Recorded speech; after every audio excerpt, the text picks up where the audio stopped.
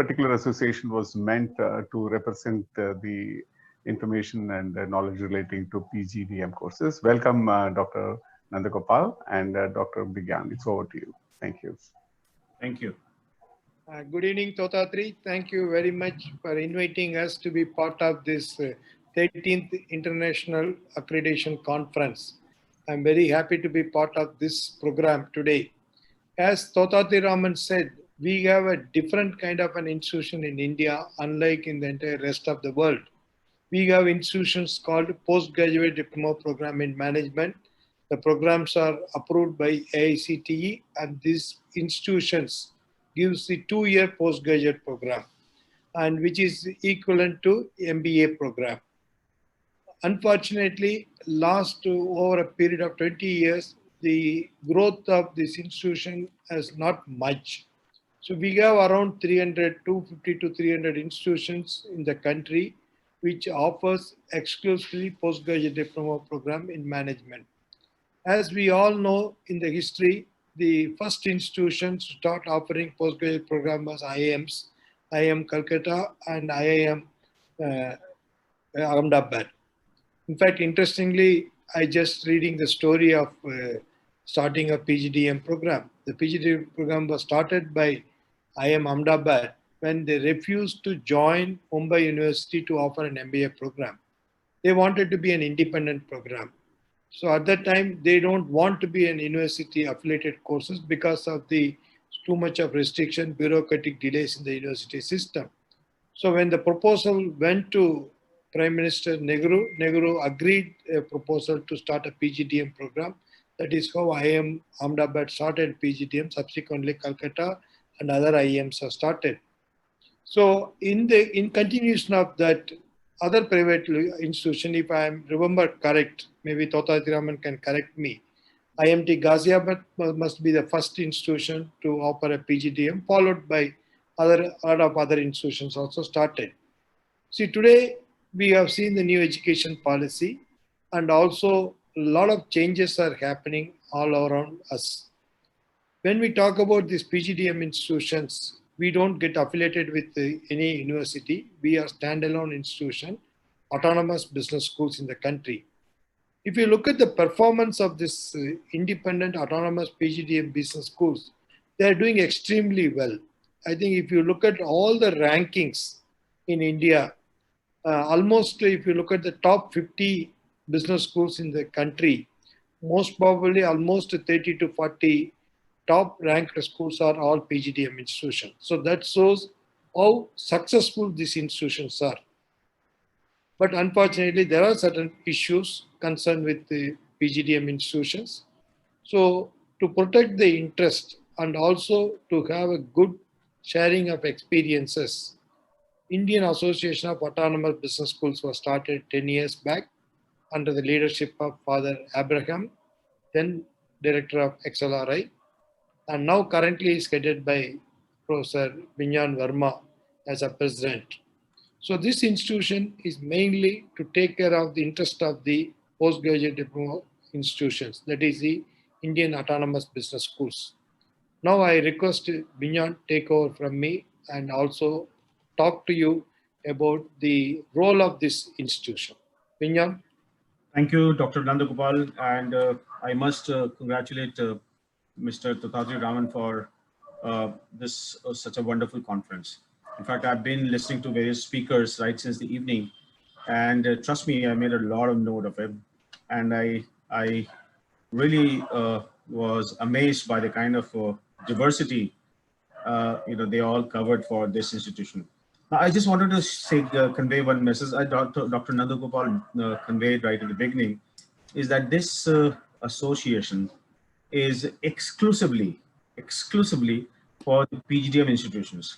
Because somehow PGDM institutions, as Dr. Nandagopal mentioned, initially could easily relate themselves to the IIMs. But when the IIM bill came in 2017, I guess, and then they started offering the MBA qualification, there was a bit of doubt in the minds of the PGDM institutions as to whether they will be able to survive in the long run. But I just wanted to clear that doubt. Let's not forget the fact that in India, We all are striving hard. Even the new education policy talks about such things and all, which I'm going to mention, is that improve our gross education, the gross enrollment ratio from the existing 26-27% to 50%, which we are aspiring for. And if you look into that space, the higher education space, 75 or 76% of the entire higher education space is dominated by private institutions. And that's where the PGDM institutions play a huge role. I just can't imagine, I cannot think of India, without having PGDM institutions. In fact, if you look into all those consultants today, they're all talking about a glorious future for our country as such. And there is going to be a huge need for skilled people, managerially trained people to come and be ready. And I don't think just the state universities or those kind of institutions can take care of this kind of huge requirement. That's where the PGDM institutions, because it offers a technical qualification, a managerial qualification based on a lot of skill which the world is looking at today, and that's where we fill in the gap. And I personally believe that the future is extremely bright. It's absolutely bright, as Dr. Nandagopal mentioned. This association is exclusively going to serve the institutions, the cause of the PGDM institutions, because they are extremely, I would say, strategically positioned to change, in short time. As you heard our colleagues in the beginning, the way they adapted, the way they changed themselves because of this COVID-19, which actually had rattled the entire institution all over the world. But the way they changed themselves, that was possible only because of a lot of autonomy and a lot of freedom which they had, they could do it. So I see a huge amount of opportunity for PGDM institutions, and especially PGDM institutions can really play a big role over there. And that's what we are going to fill up the gap.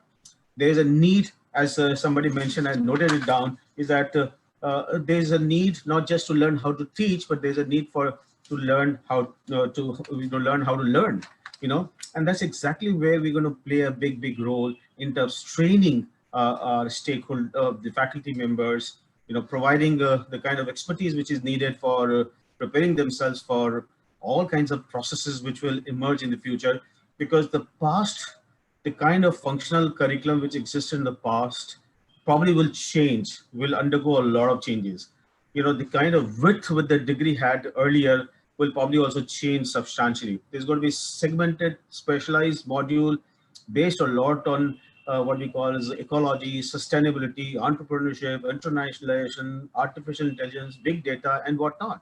And that's exactly where PGDM institutions will carry. We have the entire, all the institutions which Dr. Nandagopal mentioned. We have a huge amount of knowledge within the group. This association, the objective of this association is to pool together that kind of expertise and share the knowledge amongst the PGDM institutions, because they can really fill up the gap, which the Indian economy will probably throw a lot of opportunities for PGDM institutions to supply or give the right kind of people in the years to come. So we have a big role. We are evolving. We are trying to build the capabilities. We are trying to create a repository of Indian cases, working papers, or the pedagogical tools which will be relevant from our point of view as such. We're also going to promote a lot of self-regulation. We're also going to promote a lot of transparency in whatever we do. So we have our bucket full with lot many things, and that's going to strengthen our brothers in the entire group. So that's what we are here going to do, Dattatri, in the days to come. Thank you so much for the opportunity. Thank you so much, both of you, my friends. And I brought up this IABS definitely for the very simple fact that PGDM institutions have all experimented and very successfully run business education in this country, and they will continue to do so with or without the aura of IIMs also behind them. So it's a pretty interesting influx moment at this point of time for the business education institutions. And we are going to close this conference